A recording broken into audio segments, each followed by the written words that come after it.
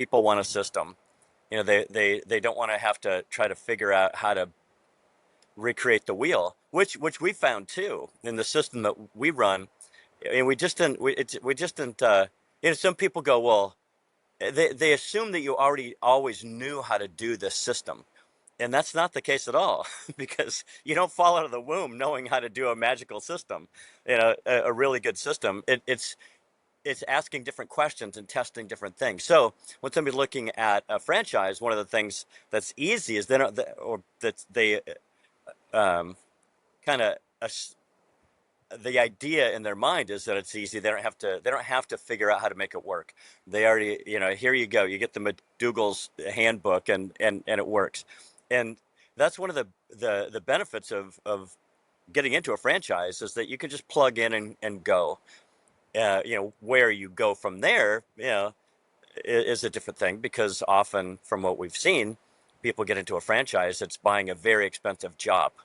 you know, you pay a tremendous amount of money for a job that now you get to figure out benefits and employees, and you probably bought about an 80-hour a week job, uh, and not all the time, but when you first get into it, because you're probably doing all the positions, you're doing hiring, you've got to figure out. I would imagine the franchisor says, "All right, here's how we do 401k." So you probably don't have to go out and source that, but your state might have something different for insurance, and but they go, "Oh, you're in, you know, New Mexico. Here's how we found it. It works there. Make these calls. We'll help you if you need help." So there's probably help in that regard, but it's still, you're paying a lot of money to buy a job, and probably, or maybe you're building an asset. I don't know. Uh, you probably are, if somebody has the ability to buy it or wants to buy it at some point, if it's still a viable sort of business. Uh, so anyway, I would say that when talking to the franchise broker, it's let's fit something for you. Let's figure out how you can afford it, and here's what you're going to be doing every day. Here's the system. Is this something that's going to fit you? So in uh, and so one of the things that we talk about a lot is, before you jump into a franchise, because you can start by looking at a list. Here's all the franchises, and maybe getting into a franchise isn't even what you should be doing, or getting into anything. Why do you do anything? And so one of the things we talk about is just hold on. Before you choose what your activity is, let's decide the style of life, the lifestyle, the style of life in which you want to live. What's the situation you want to create? So in what we do, is this is the freedom challenge. How do you get free? And if you're getting into a franchise, the chance of getting free is slim. What's that saying? Slim to none, and Slim just left town. So it's not really a franchise. Is something that, instead of having a job, you buy your own job. Instead of going out and having to find one, and you get to buy your own job, and then you get to figure out how to run it. So and then that's what you do for 80 hours a week, or however long it takes you. Usually you spend a lot of time at work. What we do is we look at this a little bit differently. This freedom challenge, this franchise-like opportunity, also has the system. It's address the three things that people look for in a franchise. Uh, is the fee to get in. The fee to get in, there's a fee to get in with us, but it's extremely low, given compare it to anything else. It's very low. And it's especially low for the amount of money that you can make and the freedom that you can achieve. It's not a retail environment. There's very little overhead. So that's another thing in a franchise. Not only the money to get in, but what does it cost to operate it? Is something that you need to look at. And in ours, it's very low to get in, and very extremely low to operate, given how much, period, and also relative to how much money you can make. But this is freedom. We're we build freedom. So we have a system that builds freedom. It's the right people that understand what you're looking for. It's the system. What do I do every day? And it's building passive income. It's like on bank fees.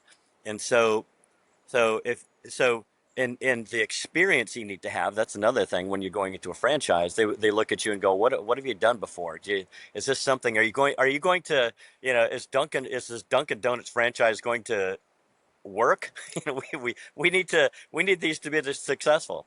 So what we look for are people, maybe they've had a franchise, they've had a business, they have business experience. And they go, yeah, I want to use my business experience, but put it into a system where I can actually get free. And we talk about, how do you get free in the fewest moves possible? With how fast can you replace your existing income with passive income so that you do have freedom in your days? Uh, and also, how do you do this in a way that you build freedom in your days, how you operate before you ever have financial freedom? So so it's a when you look at, again, I'd say, how much does it cost to get in? Very low. How much can you make? Very very high relative to other places. You don't have to have any employees. You don't have to do all the insurance and 401k and all these things. You get to focus on the things that get you free, instead of being distracted by all the other things that come with owning a business. So those are the things we talked about, and the franchise broker is like, wow, that's, for the right people, and it's not for everybody. One, freedom's not for everybody. The system's not for everybody, and what we do all day isn't for everybody. It's for those people to go, man, I've been doing all these things, and I just doesn't there's got to be more than this. I've got to be missing something. I want to be better. I want better coming out the other side. How do I do this? And so those are the people, because we do this is not a retail franchise where you plug in and do whatever, at the UPS store, at the oil lube place, or the making donuts, or that kind of thing. This is a get in and let you go. All right, this is a game of strategy. So if you like strategy and you can communicate with people, that's a big deal. And you've got business experience. You can put those things together here to get free really, really pretty fast. There are different types of assets, right? You could have a pound of gold, and that's an asset, or you can have, but it doesn't spin off any cash. It just sits there, and if you ever want to get your money out of it, you have to sell it. And what we do is we build a portfolio of clients, and we make money off every one of those clients every month. So not only do we have an asset that has value, like a pound of gold, but that every month that's spinning off cash. So so that's a lot different than having gold. If you have a sandwich shop, it may spin off cash, or it may, hopefully it does. Hopefully you actually make money, because it's going to spin dollars, whether they're positive or negative. I'm not sure which it's going to be, but in what we do, it's always positive. There's never a time then that I've seen that you're going to, if you've got clients, that you're not going to make money off each client every month. So the game is, how many clients can you stack up? So again, it's a game of strategy. How fast can you get free? In what we do, let's say for you, just hypothetically, freedom is $10,000 a month. In what we do, that's about 243 clients. So the game is, how fast can you get 243 clients? And the fused and removes, and how fast, what's the strategy? How do you go about it? How do you go into the world? What do you target to be able to get those as absolutely fast and easy as possible? Because it's, you want, it's like, to be enjoyable, right? You want to play a game of strategy, and it be an enjoyable game. It's like, and so you want to, it's like you need to want to play a fun game of strategy. And every time you score, you get a tick mark, or you make money. In what we do in this game of strategy, if it's like Monopoly, our cash is real. And so, you know, and so it's just a little, it's a different, so you were talking about an asset. So you build an asset, and that spins off cash. Here, your asset spins off cash, instead of having an asset that doesn't spin off cash, or spins off a you know if you have a sandwich shop, again, you just don't know how much cash it's going to spin off, if any extra at all. Maybe it was a slow month. You had employees, you had a lot of expense, you needed a new oven. All these things go into how much money you're going to make, right?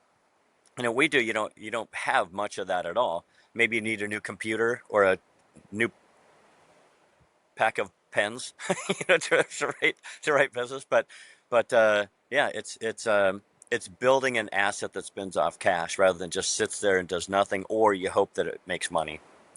It's a different. You mentioned tangible. One of the things that people like about a sandwich shop is you can put the sandwich in your hand, you can go in, you see the building, and a lot of people um, like that. You know, they can feel it, they can touch it and feel it. Humans like that, and what we do, it's intangible. It's just like insurance. Insurance is intangible. A lot, and stock investing is intangible.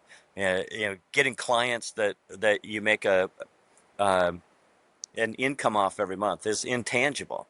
So if you so it's an intangible, but which is kind of nice too because you don't have to pay for the tangible stuff.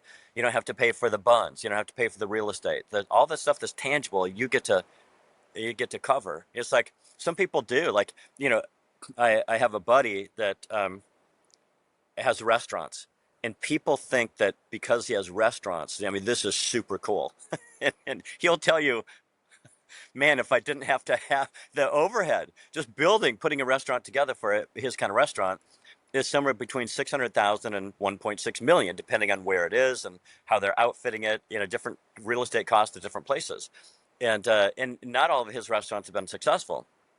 He finally has a system that works, and he has, last I saw, about 10 of them that work. But before that, he had I remember he had one restaurant that he was in and out of in 90 days. He put, I think, 300,000 or 600,000. I think it was 300,000.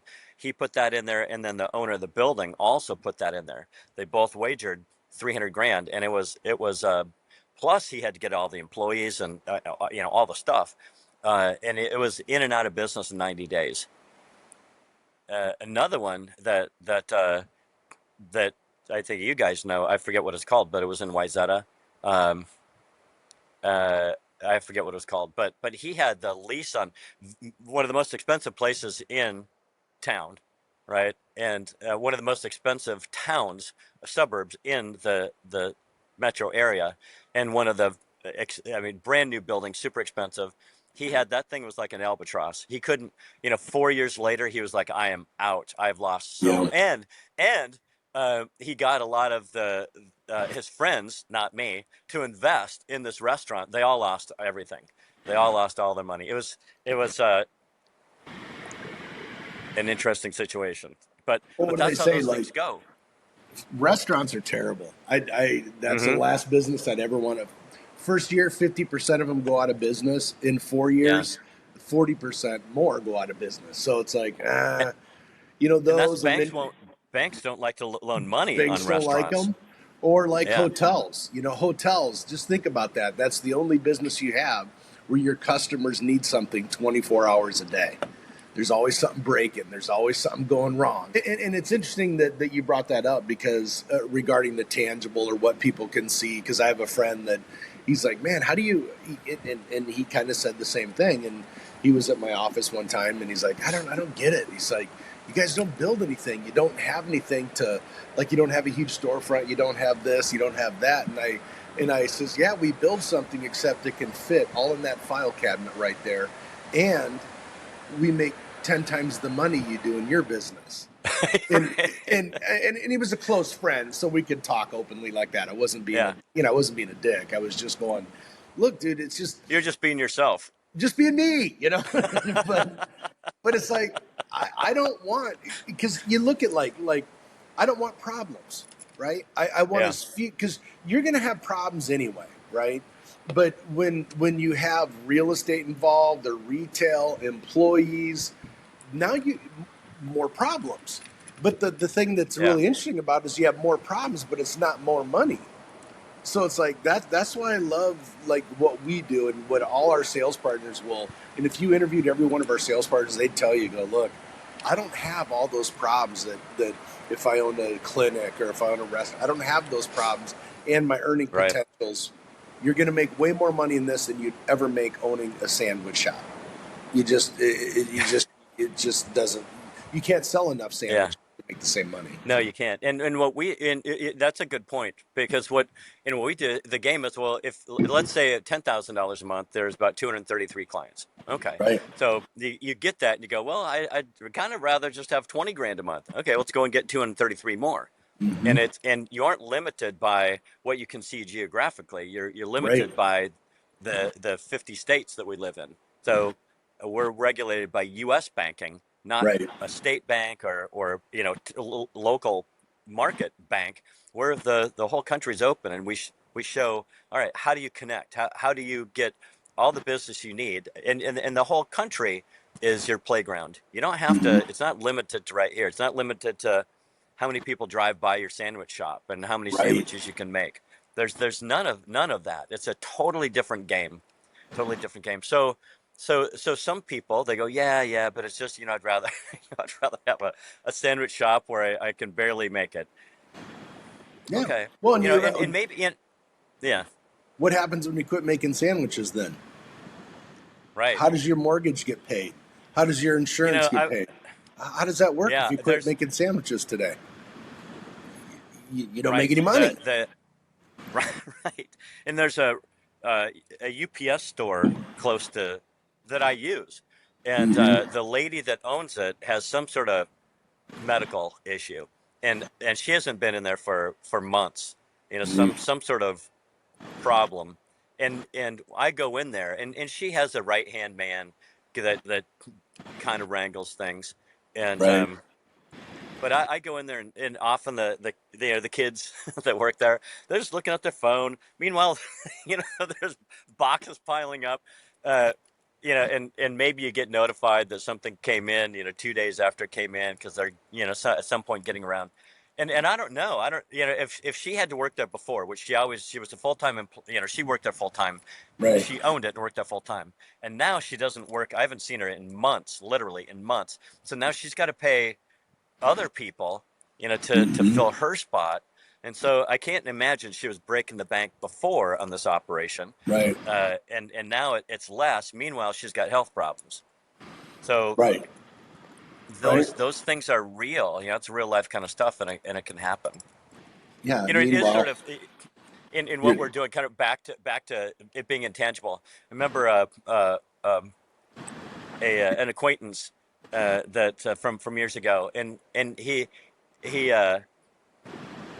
when he found out what we did, he goes, "Oh, you know, I didn't know what you did. I thought maybe you worked at home doing something, and he goes, "Oh man, I didn't realize."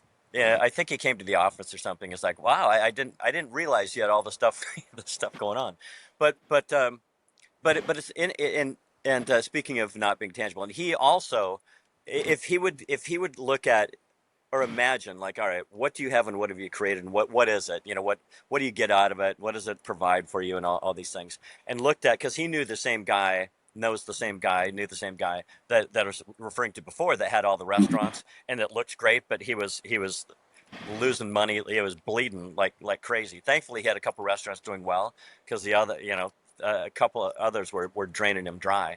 right. um, but he would point to the restaurant and go, man, that's a successful guy. People look at those things and go, wow, that's impressive. And they Right. look at they look at me and go, that's not impressive, or Hmm. they don't Yeah. know, because there's nothing to see.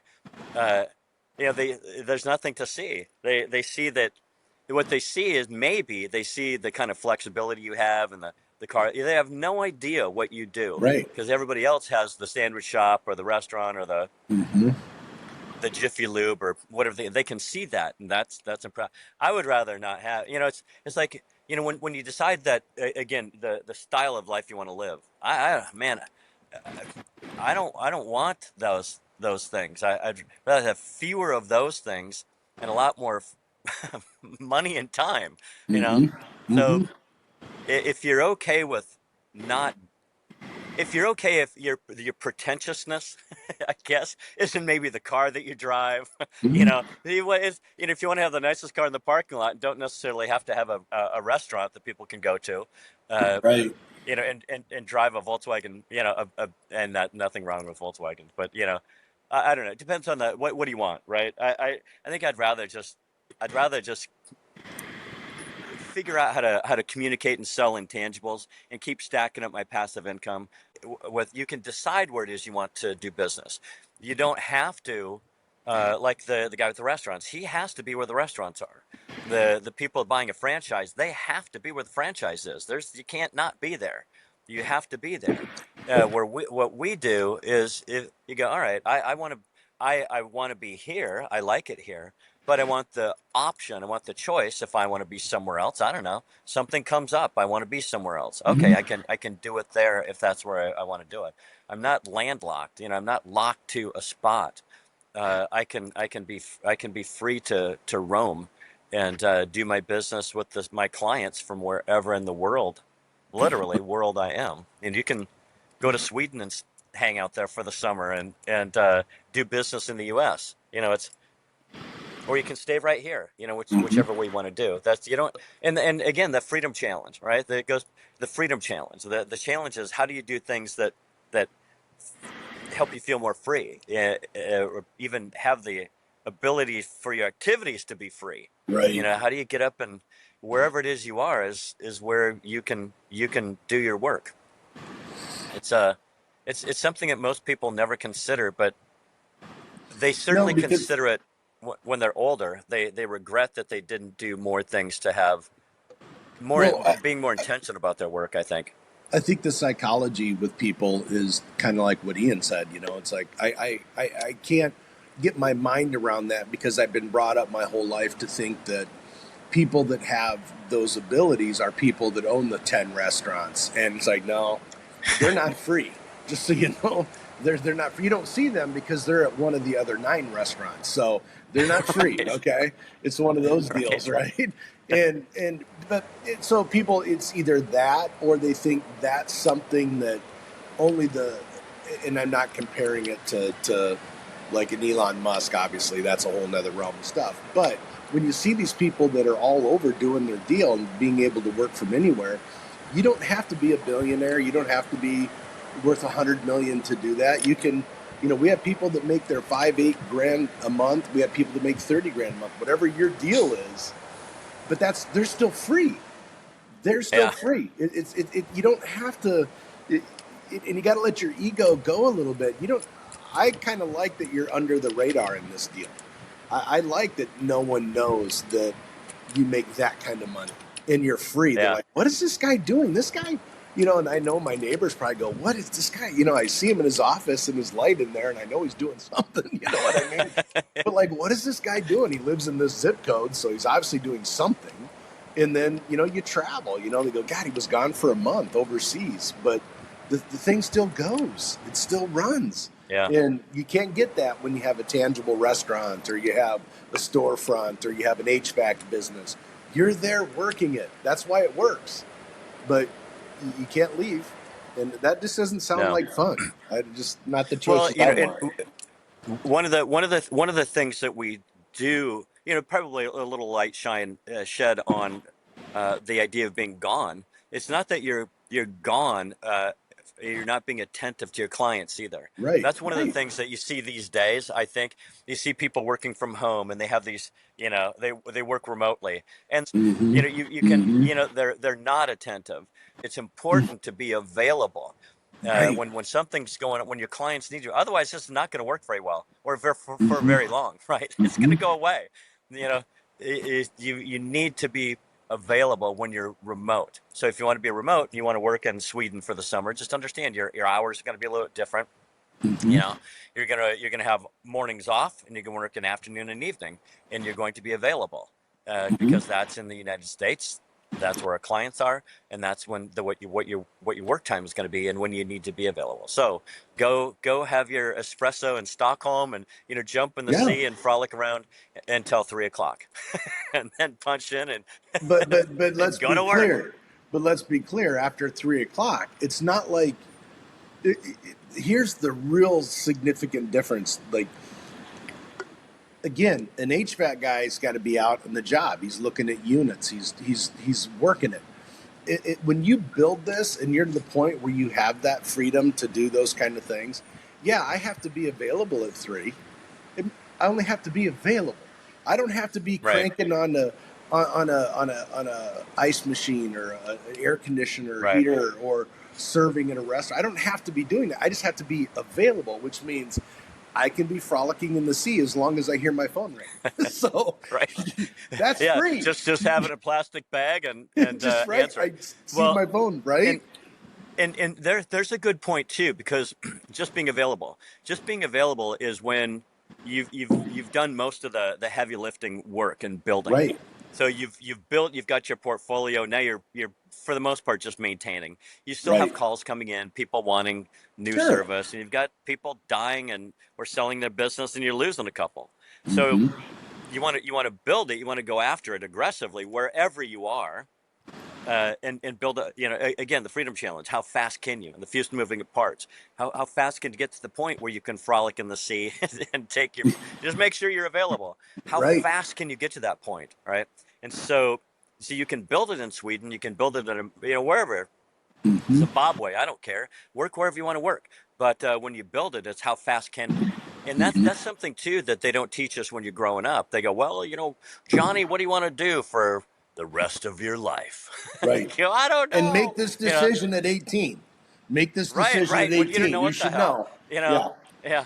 Well, yeah. And I tell the story every once in a while, but yeah, in college or in high school, they usually give you some sort of inventory and go, you're equipped to do this kind of work. My guidance counselor told me I'd make a good accountant, mortician, or forest ranger.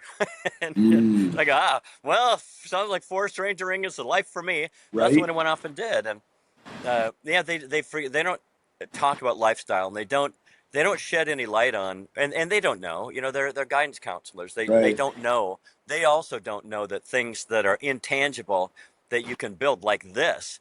Or if you just want to sell insurance, kind of works that way too. Not quite the same, but it's different.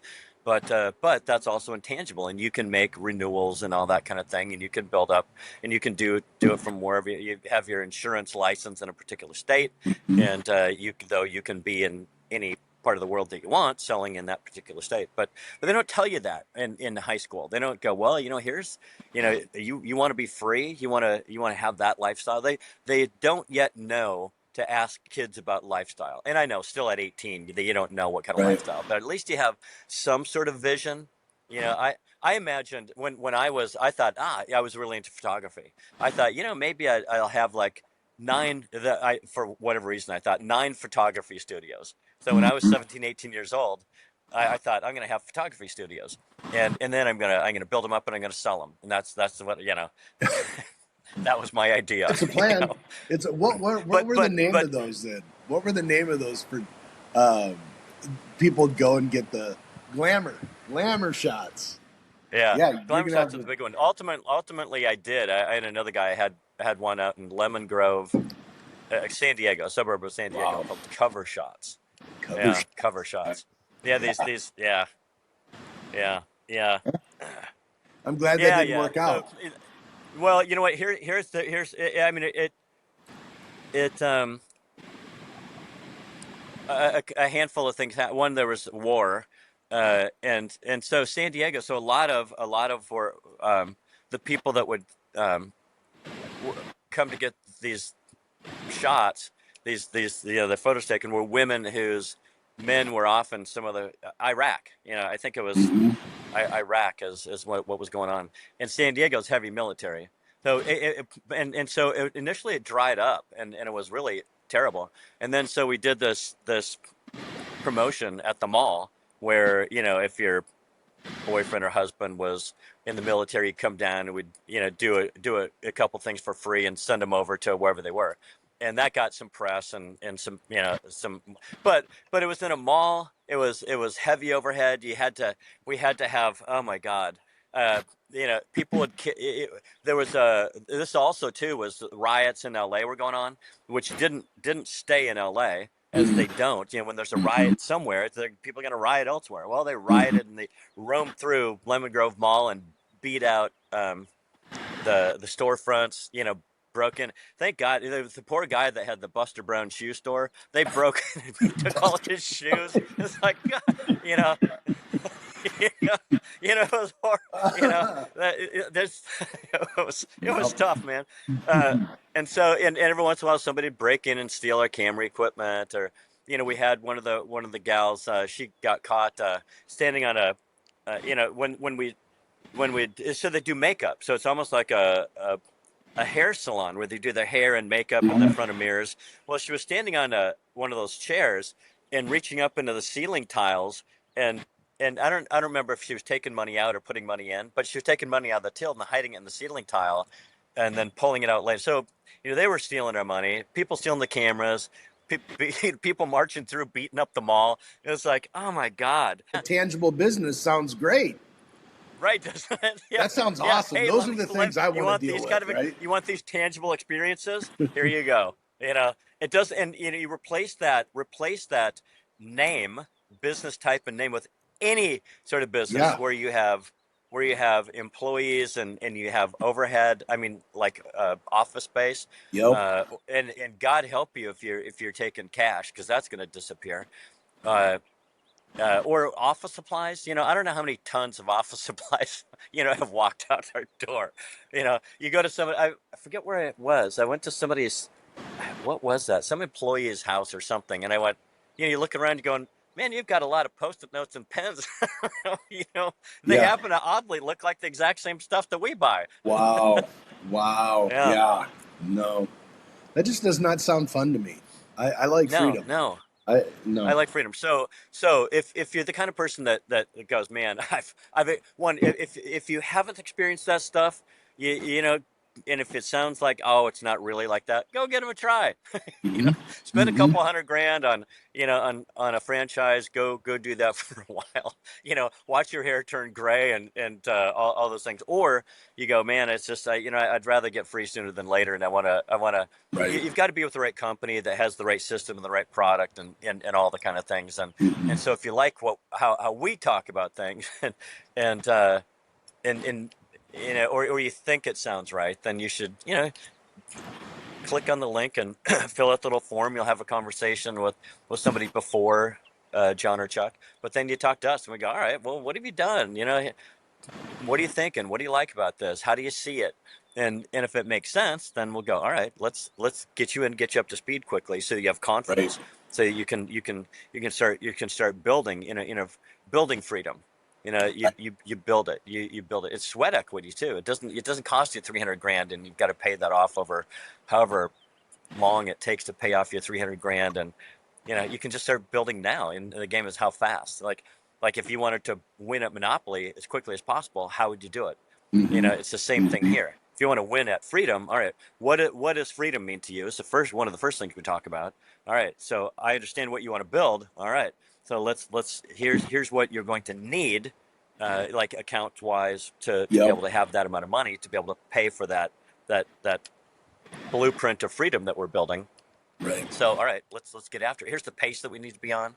Here's the things that and in immersion too. And this thing, there's a learning curve, right? Well, in all things, but it's just like any language. If you're going to learn Italian, you can learn it down at the local community college, or you can go to Italy and jump in and really learn it in all of its context with all the people in your neighborhood.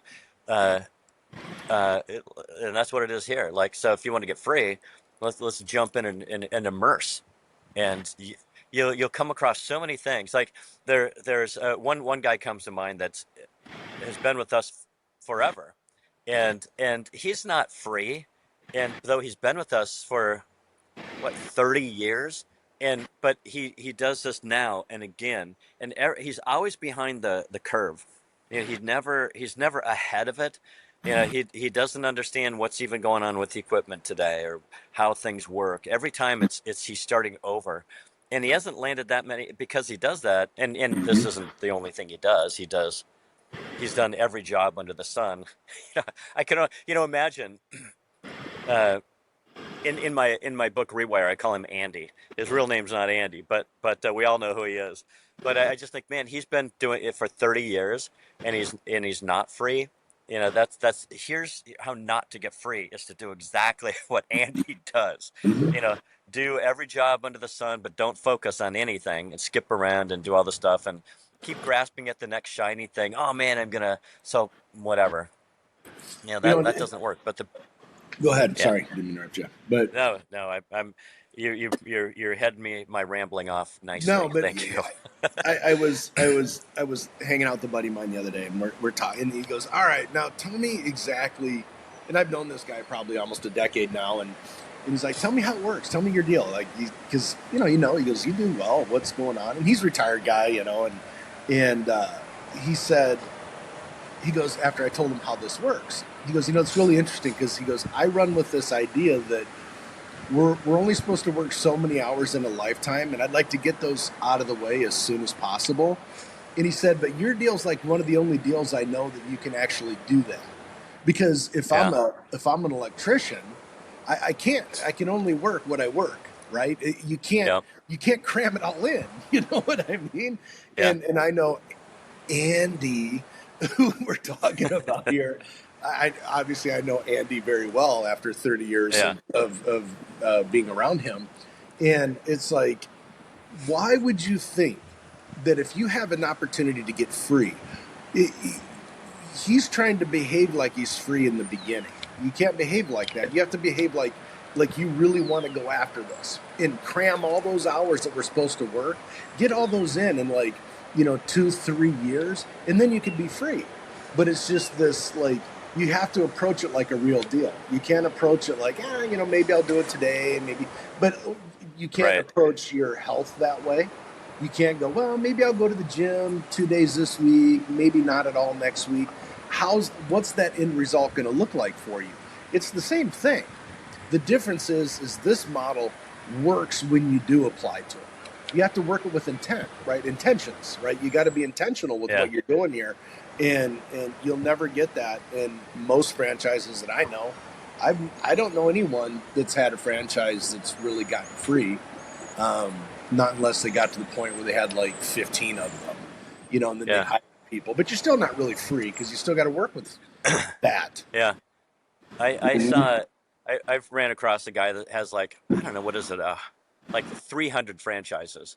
Wow. 125 Taco Bells and 175 Burger Kings or whatever it was, and Holy smokes. he was selling his house for $38 million. But Oh, okay. yeah, He they hitting some had hard actually. times then.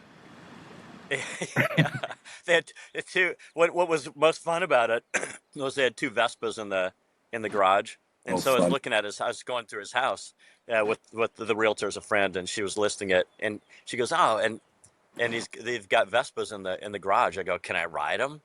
Yeah, Oh, so I'm funny. cooling by the beach. It was fun for you're a biker. Oh, You know yeah. what it's like to ride a high performance hog like that. But anyway, Yeah, high it, performance hog. Yep. Oh, yeah. you Just know, screaming. The thing's I'm just crying, pretending I've got a bike like yours. right? How when you're a Harley rider, so you do this, like, you give them the old sign and all Yeah. that. I was doing Yeah. that. I did that to a couple Harley guys going down. And they're looking at you like, what? You got your Yeah, little helmet on. You're just, yeah. I had no helmet, oh, uh, okay. but I could have. It would have been one of those, with like with the chin strap and Uh huh. with the little visor. Oh, yeah. Like maybe had a spinner on top, Uh one of huh. those deals to make me, go Just like Dumb faster. and It was like, Dumber yeah, when he's riding that yeah, little scooter. Yeah. Yeah. I yeah, get it. yeah, yeah. Anyway, but anyway, we're getting off that. But that guy, it still seemed like I looked him up and I met him, and I don't know, he didn't seem happy. He seemed like he had 300 franchises, Yeah. you know, Yeah. you know, and I looked him up. He's got sued by all of his employees a couple times. All these things. Like I don't. I just no. I mean that's good for him for being able to build that and whatnot. But no thanks. No thanks. I think I'd rather build something and be, uh, you know, get free quickly and but everybody's got their own flavor, right? And Yeah. I'm sure that it feels very masculine to have 300 franchises, but I think I'd rather not have that and have a lot of freedom. But some guys like that, right? Some guys want to have 300. The guy that had the photography studio with, I remember one time he goes, "Man, I want to have 1,000 employees." And I looked at him, you are Why? out of your, you know. Mm-hmm. Remember earlier I said he's, He came with a whole Crazy. bunch of baggage too. It was thoughts like that. It's like for what reason would to do what? Why? But that was significance to him, and if you have to have significance, then you should get into something where everybody can see what it is Right. you have. And what Right. we do, you can't see it. They see they see your lifestyle and they have no idea what you do. And some people are really like you mentioned under the radar. Some um, we have a guy that makes 300 grand a year doing this, and which is probably the Never guess it. as much as anybody in his little town makes. And he drives. He's very unassuming. Nobody has any idea. Nope. He looks like the same guy that they've always known, that's always lived in this little town. Uh, he's just doing something a little bit. They don't see anything. In fact, Right. he used to have we'll call it a storefront and employees and all these things so people Mm-hmm. could see, oh yeah, that's his place over there. Yeah. And now he doesn't Yeah. have that place. They don't have any idea, if he's slumming it or what the deal is, because he lives in the same house, he drives the same kind of car, it's all the same. But he knows, as he looks around at all the the Uh-huh. puffed up people at the country club and all this stuff, he goes, Mm-hmm. man, I he could, and he doesn't have to, and he doesn't work very much, as we both know, maybe 20% of the time. Mm-hmm. He makes it look like he's Sure. working just by being busy doing stuff that Right. really doesn't matter. But I guess so it feels like he's busy, but nobody knows. So he looks at these people, who are working 60 hours a week and you know thinking they're the man about town, and he's Right. like, they can have it. I Mm-hmm. know differently. Mm-hmm. Mm-hmm. And so when he comes to, then he's like, man, he's so grateful. He's so grateful that Yeah. he got Yeah. to play this game, this Yes, he freedom. is. He's so grateful that he did it.